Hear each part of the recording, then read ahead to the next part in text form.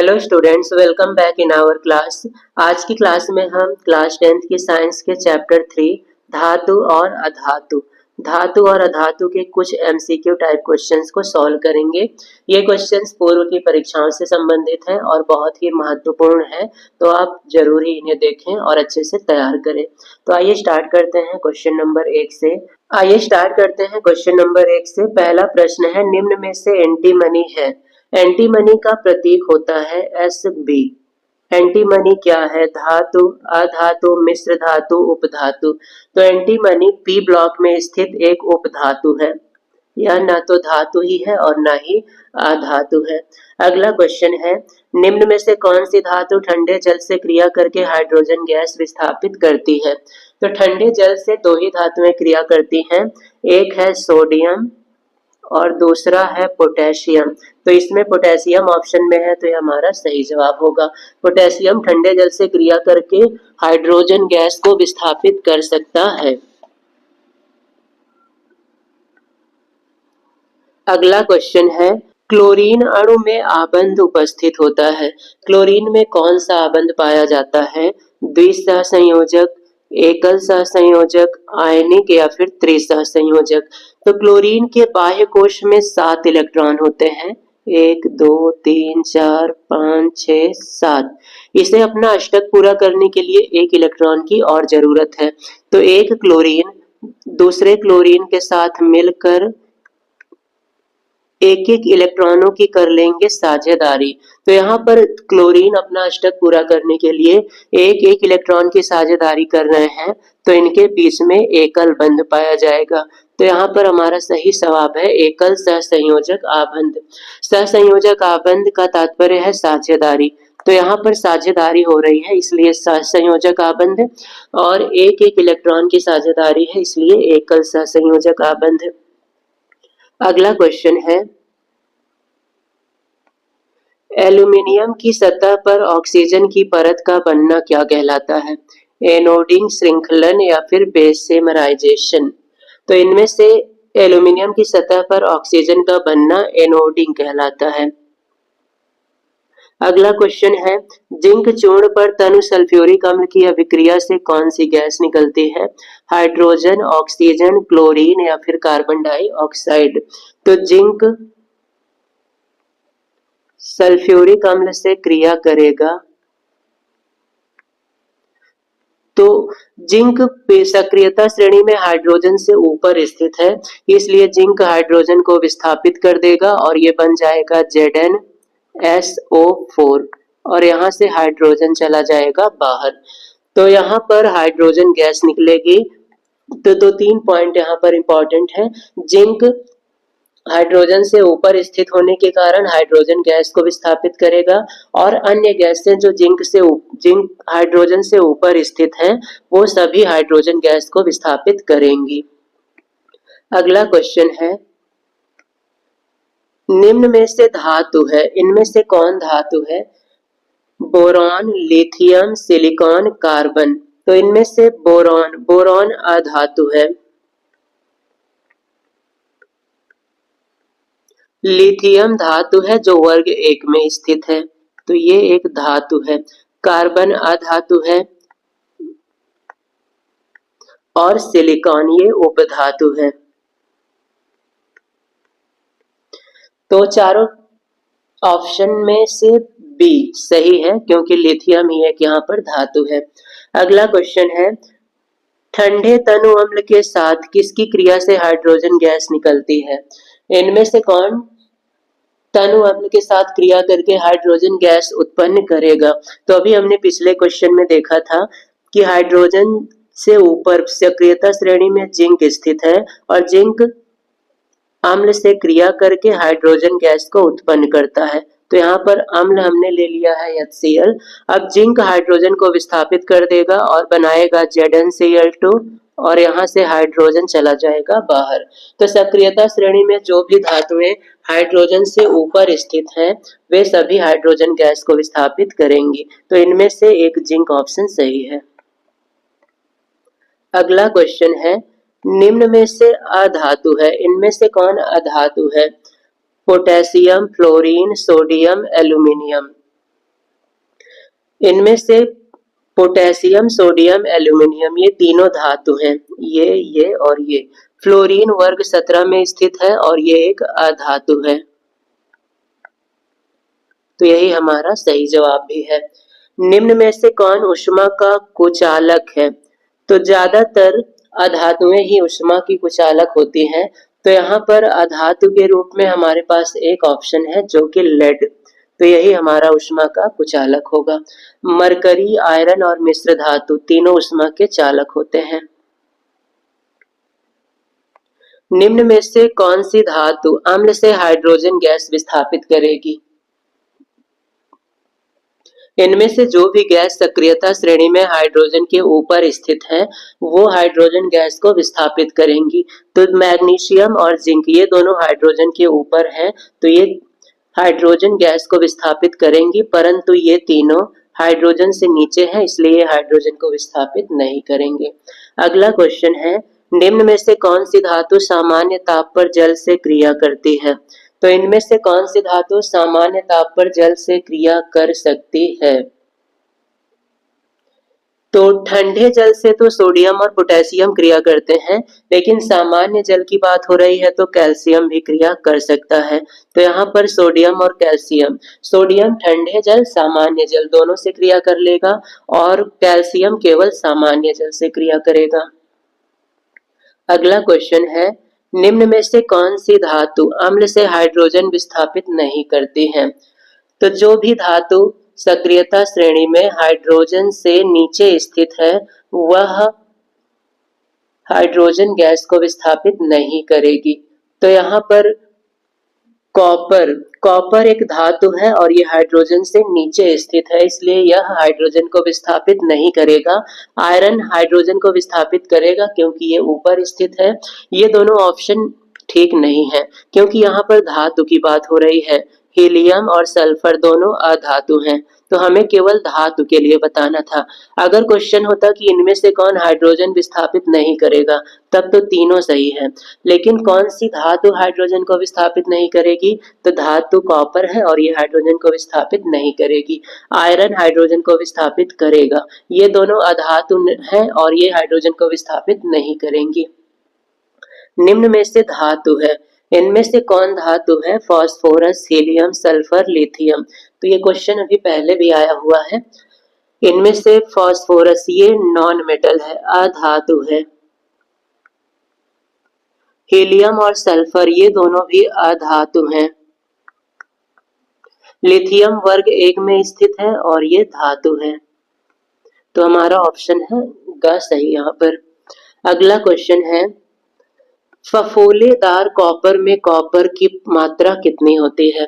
फफोलेदार copper में copper कितना % होता है? 70, 20, 98, 30। तो कॉपर 98% तक शुद्ध हो तो वो कहलाता है फफोलेदार कॉपर। फफोलेदार कॉपर क्या है? फिर से वही क्वेश्चन, शुद्ध कॉपर तो पूरी तरह से शुद्ध नहीं होता है, सिर्फ 98% शुद्ध होता है। 98% शुद्ध, बाकी 2% अशुद्ध रहेगा। कॉपर का अयस्क तो नहीं है, 7 से कम ये भी नहीं है, 2% अशुद्धियों सहित कॉपर। तो फफोलेदार कॉपर 2% अशुद्ध होता है, तो ये हमारा ऑप्शन सही है।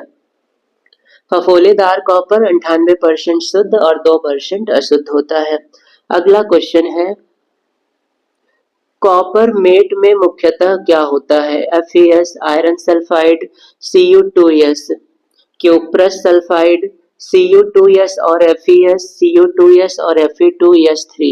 तो इनमें से कौन कॉपर मेट में होता है?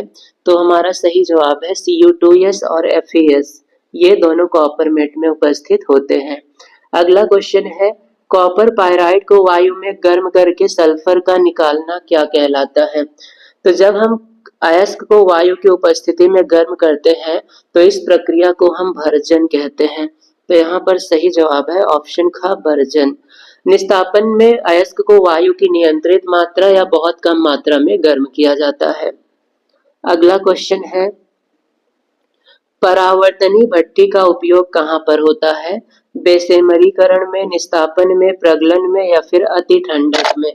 परावर्तनी भट्ठी का उपयोग हम लोग निस्तापन में करते हैं।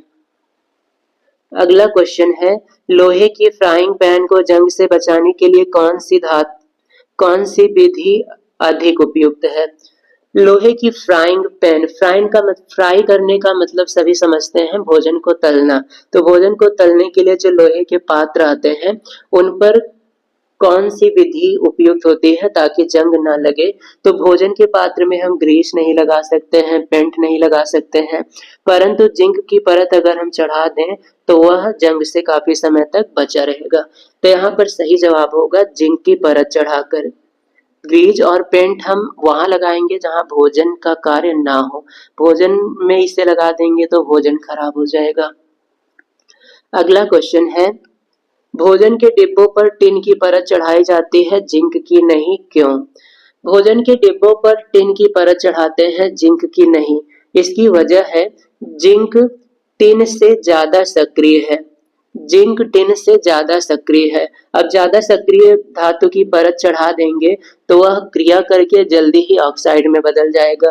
तो हम परत ऐसे धातु की बनाते हैं जो कम सक्रिय हो। तो टिन कम सक्रिय है इसलिए टिन की परत हम बनाते हैं। अगला क्वेश्चन है, मुद्रा धातु क्या है? मुद्रा धातु एक प्रकार की मिश्र धातु है। यह एक प्रकार की मिश्र धातु है। मिश्र धातु क्या होता है? दो या दो से अधिक धातुओं के समांगी मिश्रण को हम मिश्र धातु कहते हैं। अब मुद्रा धातु में कौन सी धातुएं मिलाई जाती हैं? तो मुद्रा धातु में कॉपर, टिन और फास्फोरस, ये तीन धातुएं मिलाई जाती हैं। तो ऑप्शन का यहाँ पर सही है। अगला क्वेश्चन है, निम्न में से कॉपर का अयस्क कौन है? Cu2O, CuCO3, CuOH whole twice, Cu2S, Cu2O, CuO। तो इनमें से Cu2S ये कॉपर का अयस्क है। अगला क्वेश्चन है, कॉपर पाइराइट का सूत्र क्या है? CuFeS2, Cu2S, Cus या फिर Cuf। तो इनमें से कॉपर पाइराइट का सूत्र है CuFeS2। अगला क्वेश्चन है, निम्न में से किस मिश्र धातु में पारा उपस्थित होगा? तो जिस मिश्र धातु में पारा उपस्थित होता है उसे हम अमलगम कहते हैं। तो पहला ऑप्शन गलत, दूसरा भी गलत, तीसरा भी गलत और चौथा सही, क्योंकि अमलगम में पारा उपस्थित रहता है। अगला क्वेश्चन है, वह प्रक्रिया जिसके द्वारा सिल्वर पर काली परत तथा कॉपर पर हरी परत बन जाती है उसे क्या कहा जाता है? उदासीनीकरण, ऑक्सीकरण, अपचयन, संक्षारण। तो जिस प्रक्रिया के द्वारा सिल्वर पर काली परत और कॉपर पर हरी परत बन जाती है उसे हम कहते हैं संक्षारण, और इस प्रक्रिया से लोहे पर जंग भी लगता है। अगला क्वेश्चन है, प्रगलन की क्रिया में कॉपर से सिलिका कौन निकालता है? अर्थात प्रगलन की क्रिया में कॉपर में क्या मिलाने से सिलिका अलग हो जाता है? Cu2S, Cu2O, Fe2O3, Cu2O। तो इनमें से आयरन ऑक्साइड मिलाने से सिलिका आयरन के साथ क्रिया करके अलग हो जाता है कॉपर से। अगला क्वेश्चन है, निम्न में से ब्रास अर्थात पीतल क्या है? तो पीतल भी एक मिश्र धातु है। मिश्र धातु, और इसमें कौन कौन सी धातुएं मिलाई जाती हैं?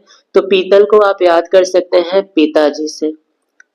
पिताजी, पी से हो जाएगा पीतल, ता से तांबा और जी से जिंक। तो पीतल बनेगा तांबा और जिंक से। तो पीतल एक मिश्र धातु है तांबा और जिंक का। तो सही जवाब है ऑप्शन घ। अगला क्वेश्चन है, जर्मन सिल्वर में कौन सी धातु नहीं होती है? तो जर्मन सिल्वर में इनमें से कौन सी धातु नहीं पाई जाती है? Copper, zinc, silver, nickel. तो इनमें से सिल्वर जर्मन सिल्वर में नहीं पाई जाती है। जर्मन सिल्वर सिर्फ नाम है, इसके नाम में सिल्वर आता है लेकिन इसमें सिल्वर धातु नहीं मिलाई गई है। तो ये बात बहुत इंपॉर्टेंट है, इसे याद रखेंगे। जर्मन सिल्वर में सिल्वर धातु नहीं पाई जाती है। निम्न में से कौन सी धातु कमरे के ताप पर ठोस अवस्था में पाई जाती है? तो इनमें से कौन सी धातु कमरे के ताप पर ठोस होती है? Magnesium, mercury, copper, aluminium. ठोस नहीं होती है। तो इसमें से मरकरी एक ऐसी धातु है जो ठोस अवस्था में नहीं पाई जाती है बल्कि द्रव अवस्था में पाई जाती है। निम्नलिखित में से अधातु है, इनमें से अधातु कौन है? क्रोमियम, आयरन, हीलियम या फिर मरकरी। तो इनमें से अधातु है हीलियम। ये एक निष्क्रिय गैस भी है और साथ ही साथ अधातु भी है। और क्रोमियम, आयरन, मरकरी ये तीनों धातु हैं और तीनों ही डी ब्लॉक से संबंधित हैं। अगला क्वेश्चन है, धातु के संबंध में कौन सा कथन सत्य नहीं है, असत्य है? धातुएं सदैव सहसंयोजक यौगिक बनाती हैं, तो ये गलत है। धातुएं आयनिक यौगिक बनाती हैं, तो हमें बताना था कौन सा कथन असत्य है। तो ये पहला वाला असत्य है और यही हमारा आंसर होगा। अगला पॉइंट, धातुएं आयन बनाती हैं, ये सही है। धातुओं में इलेक्ट्रॉन त्यागने की प्रवृत्ति होती है, सही है। धातुओं में चालकता का गुण पाया जाता है, ये सही है। तो ये तीनों पॉइंट सही हैं और पहला वाला गलत है। तो यही गलत वाला हमारा ऑप्शन है, क्योंकि हमें गलत पॉइंट ही बताना है। अगला क्वेश्चन है, कार्बोनेट अयस्क को सीमित वायु की उपस्थिति में उच्च ताप पर गर्म करने से ऑक्साइड प्राप्त होता है, यह प्रक्रिया क्या कहलाती है? निस्तापन, भर्जन, प्रगलन, सांद्रण। तो अगर वायु की सीमित मात्रा की बात होगी तो निस्तापन। जब भी वायु की नियंत्रित मात्रा या फिर सीमित मात्रा में गर्म करेंगे अयस्क को तो वह प्रक्रिया निस्तापन कहलाती है।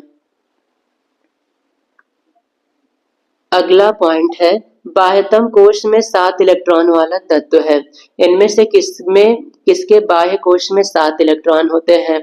तो वर्ग 17 में जितने भी तत्व हैं वो सब अधातु कहलाते हैं और इनके बाह्य कोश में 7 इलेक्ट्रॉन होता है। जैसे फ्लोरीन का परमाणु क्रमांक 9 है, इसके पहली कक्षा में 2 इलेक्ट्रॉन हो जाएगा।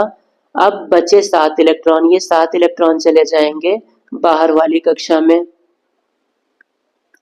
तो क्लोरीन, फ्लोरीन, ब्रोमीन, आयोडीन, इन सब में क्लोरीन, ब्रोमीन, आयोडीन इन सब के बाह्य कोश में 7 इलेक्ट्रॉन होंगे और ये सब अधातु हैं। तो हमारा सही जवाब है ऑप्शन घ, अधातु।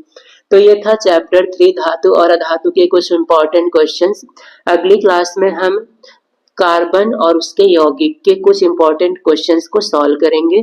तब तक अच्छे से तैयारी करते रहें और यदि अभी तक आपने हमारे चैनल को सब्सक्राइब नहीं किया है तो सब्सक्राइब करके बेल आइकन बटन को प्रेस कर लें ताकि हमारी आने वाली क्लासेस आप तक पहुंचती रहे।